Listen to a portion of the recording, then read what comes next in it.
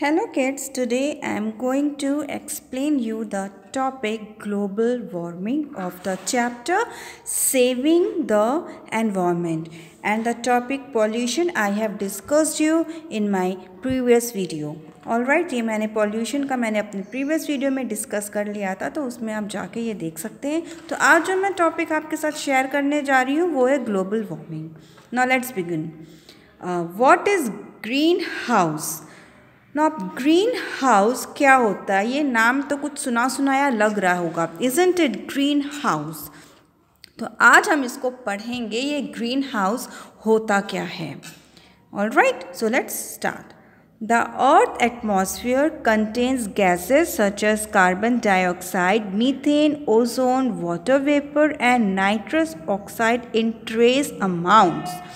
अब जो हमारा अर्थ एटमॉस्फेयर है उसमें क्या क्या गैसेस पाई जाती हैं? Carbon dioxide, methane, ozone, water vapour, nitrous oxide बहुत ही कम क्वांटिटी में पाई जाती हैं। They are known as greenhouse gases, और इन्हीं गैसेस को हम ग्रीन हाउस गैस बोलते हैं। बट आजकल क्या होने लगा है, ड्यू टू ह्यूमन एक्टिविटीज़, इनकी वजह से क्या हो गया है, इनमें से कुछ गैसेस जो हैं जैसे मीथेन हो गई, नाइट्रस ऑक्साइड हो गई, ये सब जो है ना बहुत ज़्यादा ये बढ़ गई हैं। बहुत ज़्यादा ये जो है एटमॉस्फेयर में बहुत ज़्यादा इसकी जो अमाउंट है वो बढ़ते जा रहा है, जिस वजह से ग्रीन हाउस इफ़ेक्ट होने लगा है। ऑलराइट, अगर ये सारी गैसेस एक ही अमाउंट में, एक इक्वल प्रपोर्शन में अगर ये पाए जाते हैं तो उससे कोई भी हार्म नहीं है। लेकिन इसमें से कोई भी एक या दो चीज़ अगर वो ज़्यादा हो जाए, इम्बैलेंस हो जाती हैं, तब हम उसको ग्रीन हाउस इफ़ेक्ट या ग्लोबल वार्मिंग भी बोल सकते हैं।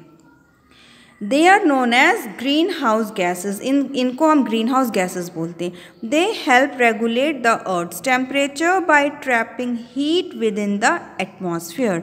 अब जो ग्रीन हाउस गैसेज होती हैं ये करती क्या, ये अर्थ का जो टेम्परेचर है उसको रेगुलेट करती हैं, और जो एटमॉस्फेयर में जो हीट होता है ना, इन सब को जो है वो ट्रैप करके जो है टेम्परेचर को वो रेगुलेट करती हैं। These gases they also shield the earth from the harmful ultraviolet rays of the sun. और ये क्या करती हैं, अर्थ और एटमॉस्फेयर के बीच में ये एक लेयर बना देती हैं, जिस वजह से जो सन की अल्ट्रावायलेट रेज जो है वो अर्थ तक नहीं आ पाती हैं।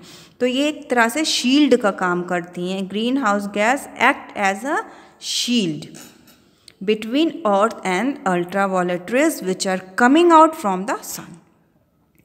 But over the last few decades the temperature of the earth has been changing। अब हम लोग क्या देख रहे हैं, कुछ समय से टेम्परेचर जो है वो चेंज हो रहा है। It is becoming warmer than usual, this is known as global warming. अब हम क्या देख रहे हैं कि आजकल गर्मियाँ बहुत पड़ने लगी हैं, ठंड भी बहुत पड़ने लगी हैं। तो ये क्या हो रहा है, ये सब these are called global warming. ये ग्लोबल वार्मिंग है कि अचानक से गर्म, अचानक से ठंडा, ये सब क्यों हो रहा है, इन्हीं जो ये जो गैसेस हैं, ग्रीन हाउस गैसेस हैं, इनमें चेंजेस आने लगे हैं। अब क्यों चेंजेस आ रहे हैं वो हम पढ़ते हैं। ये चेंजेस भी हमारी वजह से आ रहे हैं, हम जैसे लोगों की ही वजह से आ रहे हैं। जितने भी अर्थ में ह्यूमन पॉपुलेशन है उनकी ही वजह से ये चेंजेस आ रहे हैं। Nature is not responsible, human beings are responsible for all these things.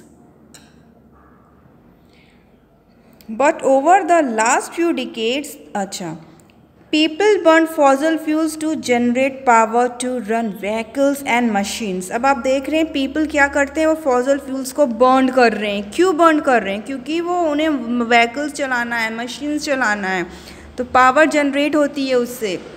तो जिस वजह से जो है फॉसिल फ्यूल जल रहा है। When fossil fuels are burned, they release green house gases। अब जब फॉसिल फ्यूल बढ़ रहा है तो क्या हो रहा है, ग्रीन हाउस गैसेज भी बढ़ रही हैं, एटमॉस्फेयर में बहुत ज़्यादा होने लगी हैं। These gases escape into the atmosphere, या एटमॉस्फेयर में जाके ये मिक्स होती जा रही हैं। ठीक है, over the past few centuries human activities have been releasing more and more green house gases into the atmosphere। अब पास्ट 2 सेंचुरीज से क्या हो रहा है, जो ह्यूमन एक्टिविटीज़ हैं उनकी वजह से एटमॉस्फेयर में ग्रीन हाउस गैसेस वो बढ़ती ही जा रही हैं। जो एक बैलेंस्ड रेशो होना चाहिए वो नहीं है, बल्कि इसका जो ग्रीन हाउस गैस का जो रेशो है वो इम्बैलेंस हो गया है। क्यों? क्योंकि excess production of green house gases. The levels of methane and nitrous oxide in the air have risen because of extensive farming practices.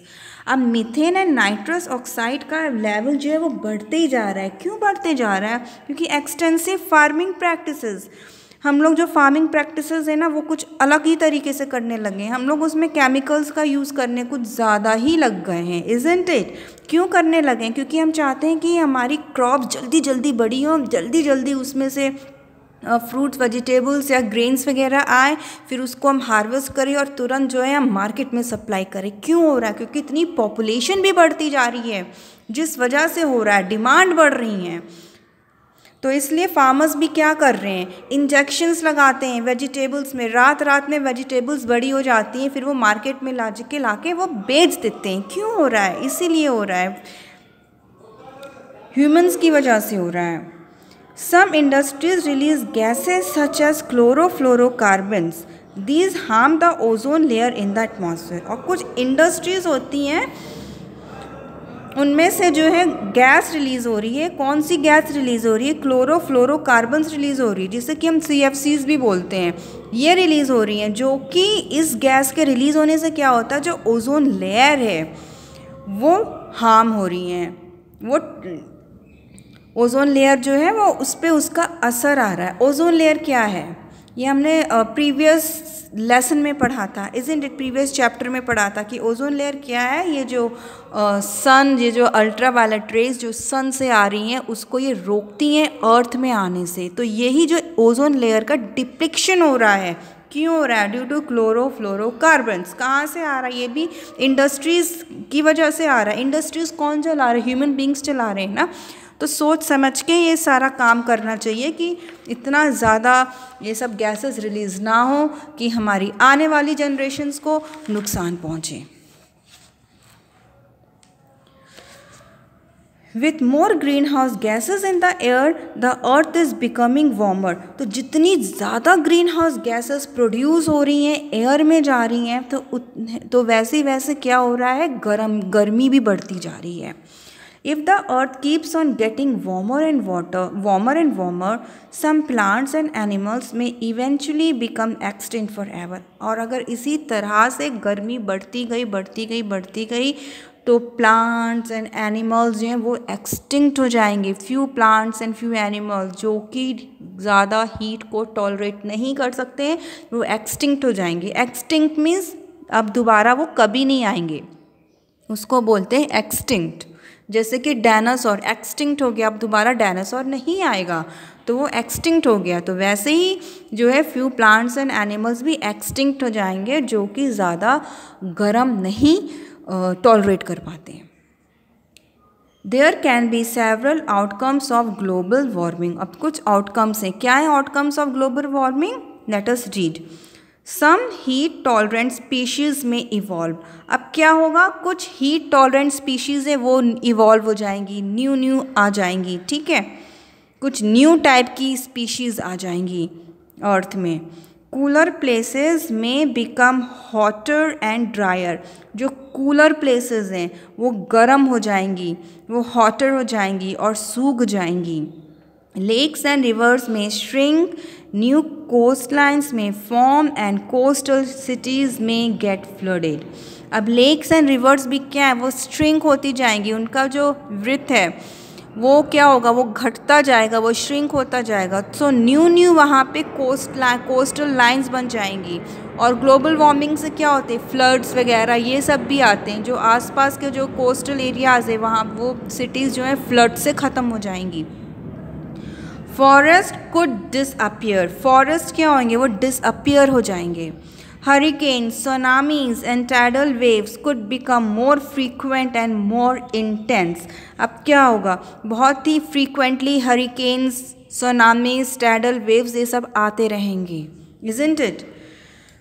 Now next, अब ये एक पिक्चर, इसको मैं थोड़ा जल्दी से इसको मैं देख लेती हूँ। अब इसमें क्या इंक्रीज, अब जैसे जैसे डिमांड बढ़ती हैं तो वैसे वैसे ग्लोबल ये ग्रीन हाउस गैसेस भी बढ़ने लगती है। पॉपुलेशन बढ़ रही है, पॉपुलेशन बढ़ने से क्या हो रहा है, CO2 ज़्यादा रिलीज़ हो रहा है, सीधे अर्थ को इफ़ेक्ट करेगा। पॉपुलेशन ज़्यादा बढ़ रहा है तो क्या हो रहा है, ज़्यादा से ज़्यादा व्हीकल्स लोग यूज़ कर रहे हैं, तो क्या हो रहा है, फॉसिल फ्यूल को जला करके पेट्रोल वगैरह ये सब यूज़ किया जा रहा है। या फिर क्या हो रहा है, पॉपुलेशन बढ़ रही है, फूड डिमांड्स बढ़ गई, फूड डिमांड्स बढ़ी हैं तो उसका ट्रांसपोर्टेशन का खर्चा आएगा। ट्रांसपोर्टेशन से जब रोड में जब ट्रांसपोर्टेशन होगा तो क्या होगा, उसमें से जो स्मोक निकलेगा वो भी एयर पोल्यूशन कॉज करता है, ठीक है। और फिर ये सब जो है होगा और वो सब जो अर्थ को नुकसान पहुंचेगा। और इसके लिए भी, ट्रांसपोर्टेशन को चलाने के लिए भी हमको पेट्रोल की ज़रूरत है, तो फॉसिल फ्यूल्स और जलाया जाएगा। तो जब हम फॉसिल फ्यूल जलाएंगे तो फिर इसमें असर होगा, इज़न्ट इट। अब क्या होगा, ये क्रॉप्स डिमांड बढ़ रही है तो हम जो है ये जो फॉरेस्ट है उसको काट करके हम जो है ग्रेन्स वगैरह लगा रहे हैं, उनसे भी जो है ग्लोबल वार्मिंग हो रही है। सेकेंडली, ये जितने ये जो हैं हमारी डिमांड्स बढ़ रही हैं, हमें ज़्यादा मिल्क की सप्लाई चाहिए तो हम ज़्यादा से ज़्यादा काउ एंड बेफेलो को उसकी रियरिंग करेंगे। और फिर क्या होगा, उसमें से हम लोग उसकी ये जो इनका जो काउ डंग होता है उनमें से बहुत ज़्यादा मीथेन गैस रिलीज़ होती है, तो इससे भी जो है हमारा जो है ये अर्थ में असर पड़ेगा। तो आप देख सकते हैं ये सारी चीज़ें स्टार्ट कहाँ से हो रही, ह्यूमन एक्टिविटीज़ से स्टार्ट हो रही। तो this we have to control, और बहुत ही समझदारी से काम लेना चाहिए जिससे कि हमारी नेक्स्ट जनरेशन को परेशानी नहीं होने पाए। नेक्स्ट है, however there are ways to save our planet from overheating. अब बहुत सारे वेज भी हैं जिससे कि हम अपने प्लैनेट को बचा सकते हैं। We can help in slow down the process of global warming. और बहुत से ऐसे तरीके हैं जिस वजह से हम ग्लोबल वार्मिंग के प्रोसेस को स्लो कर सकते हैं। Some of the things that could prove effective in the long run are, और हम किस तरीके से स्लो कर सकते हैं, फ्यू एग्जाम्पल्स दे रखा है कि हम इस तरीके से भी ग्लोबल वार्मिंग को कम कर सकते हैं। वॉकिंग, राइडिंग योर बाईसाइकिल और taking the bus instead of travelling in a car. अब क्या है, अगर हमें आसपास की जगहों में जाना है तो हम वॉक करके भी जा सकते हैं, या फिर हम जो है बाईसाइकिल का भी यूज़ कर सकते हैं। अगर पास में दुकान है, थोड़ा सा सामान लेकर आना है तो हम स्कूटी की बजाय हम साइकिल से चले जाएं। साइकिल से दो फ़ायदा होगा, एक तो हमने ग्लोबल वार्मिंग को रिड्यूस कर दिया, उसमें से पोल्यूशन भी नहीं होगा, और सेकेंडली क्या, हमारी हेल्थ भी बनी रहेगी। वॉकिंग से भी क्या होता है, हमारी हेल्थ भी बनी रहेगी और हमने ग्लोबल वार्मिंग को काफ़ी हद तक कंट्रोल कर लिया।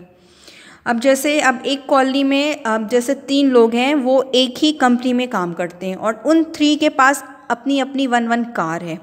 अब वो तीनों अपनी अपनी कार से अपनी कंपनी जाएंगे, जाना एक ही जगह है, अब वो तीनों अपनी अपनी कार से कंपनी में जाएंगे तो क्या होगा, वही चीज़ होगी, हमें पेट्रोल की ज़रूरत होगी और हम पोल्यूशन भी क्रिएट कर रहे हैं। तो तीनों का अलग अलग जाने से तो बेटर है एक दिन एक जन की कार में 3 लोग चले गए, एक जन दूसरे नेक्स्ट डे जो है वो दूसरे की कार में सब चले गए। इस तरह से भी हम ग्लोबल वार्मिंग को कंट्रोल कर सकते हैं। Not wasting electricity. Turn off the lights, the radio, the TV and the computer when you are not using them. और हम लोग क्या कर सकते हैं, इलेक्ट्रिसिटी को बचा सकते हैं। कैसे हम वेस्ट होने से बचा सकते हैं, अगर हम जिस रूम में नहीं हैं, हमारा उस रूम में कोई काम नहीं है, तो ज़रूरत नहीं है कि उस रूम की लाइट जली रहे, उस रूम की लाइट हम ऑफ़ कर सकते हैं। हम वॉशरूम जब जाएं तब हम लाइट का यूज़ करें, ना कि हम फुल टाइम जो है लाइट को ऑन करके छोड़े रहें। रेडियो, टीवी, अगर हम नहीं सुन रहे हैं सॉन्ग, कुछ नहीं सुन रहे हैं, कुछ नहीं देख रहे हैं, कुछ कंप्यूटर में वर्क नहीं कर रहे हैं, तो हर समय ऑन करने की ज़रूरत नहीं है, ऑफ़ कर दीजिए, जब ज़रूरत है तब ऑन करके हम देख सकते हैं। Reducing, reusing and recycling all kinds of items from cans to clothes to save energy and raw materials.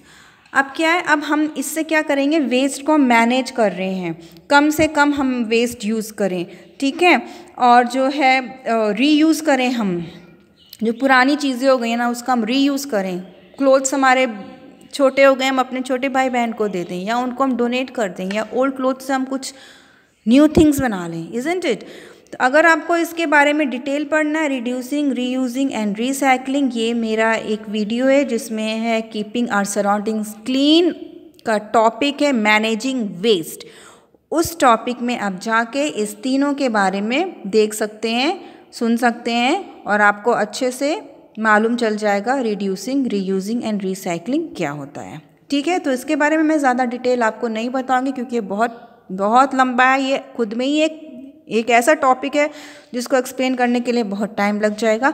तो इसको आप समझने के लिए मेरा वीडियो एक है कीपिंग आवर सराउंडिंग्स क्लीन का टॉपिक मैनेजिंग वेस्ट, उसमें आप जाके ये देख सकते हैं। नेक्स्ट आता है point planting more trees to help absorb excess carbon dioxide. अब हमें क्या करना चाहिए, ज़्यादा से ज़्यादा ट्रीज़ लगाने चाहिए। क्यों ज़्यादा से ज़्यादा ट्रीज़ लगाने चाहिए? क्योंकि ट्रीज़ से जो है वो ट्रीज़ जो हैं वो क्या करते हैं, कार्बन डाइऑक्साइड को एब्जॉर्ब करते हैं और ऑक्सीजन को रिलीज़ करते हैं। ठीक है, और आपको पता कुछ ऐसे प्लांट्स भी होते हैं जो रात में भी ऑक्सीजन को रिलीज़ करते हैं, डू यू नो। और ऐसे भी प्लांट्स होते हैं जो कि एयर प्यूरीफायर का भी काम करते हैं। उन प्लांट्स को हम अपने घर में भी रख सकते हैं और वो एयर प्यूरीफायर का भी काम करता है, डू यू नो।